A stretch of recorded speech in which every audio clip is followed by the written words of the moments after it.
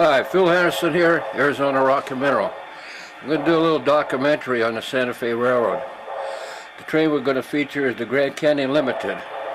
They seem to use these big steam engines on the route from Chicago to LA, and longer than the other trains. They went to diesels as soon as possible. They kept the steam engine. This is what they call a 484. And I got it at Reed's Hobby years ago. It's a digital command control, but it also works on my DC throttle.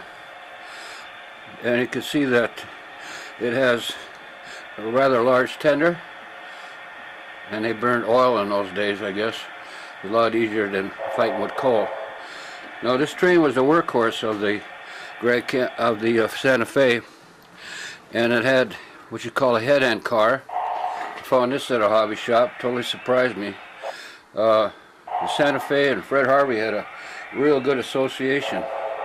The railroad hauled everything Fred Harvey needed, even gave the employees passes to ride on the train and get back home.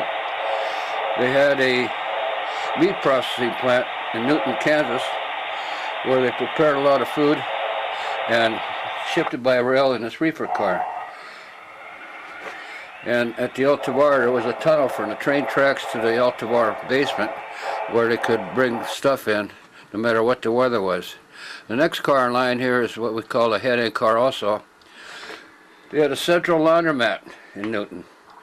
All the tablecloths, linens, bedding, pillows, napkins, everything was put on in a boxcar and sacks and brought to Newton, Kansas for the central laundromat to wash them. Then it was delivered back along the line to all the hotels and restaurants from Chicago to LA. Now the next car in line is their RPO, and it's a working post office, and also put a hook on it to catch mail sacks, and I have mail cranes for doing that. When you're about ready to catch a mail sack, you lift the hook up. Now this one needs to be tightened up because it's not staying. That's the easiest thing to do. You just put a little paint on it. Now the next car is a baggage car. And they also hauled Railroad Express.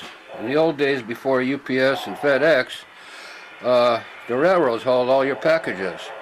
And the bigger stuff, of course, came by Railroad Express. I used to go down to Depot in Calumet as a little kid. They'd pick up car parts at the Railroad Express office. The next car we have in line is a club car.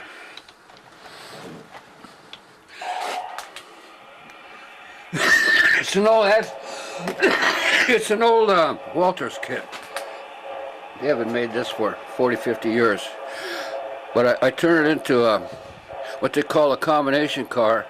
I turned it into a club car where they serve snacks and they have a bar there and so forth, and a place for a little bit of luggage. Then down the line here we have our coaches. It's kind of a round roof coach there, and the next coach is what they call a celestial roof coach. After that we have the dining car. It's kept in the most rear part of the train because your first class customers, part of their ticket is meals, and some are elderly or whatever and they don't want to walk real far, so they put them towards the rear of the train for convenience.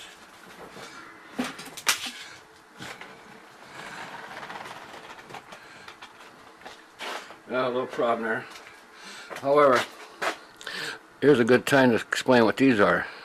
I put all diaphragms on my cars so passengers can walk through the train, and you see these gold couplers, connectors, that pass electricity from one car to the next.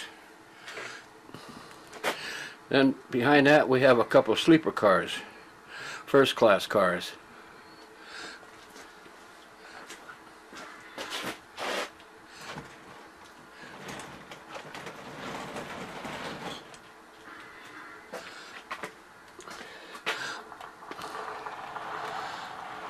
Put two sleepers on this train, and sometimes the Santa Fe would drop off or pick up a sleeper in Ash Fork to be brought to Phoenix and back. And the very last car to train is my personal business car, Arizona Rock and Mineral Company. So this train did not really try to set any speed records, but it was mainly a service train, taking care of all the needs of hotels and restaurants along the way. That's it. Thank you. Easy Rock.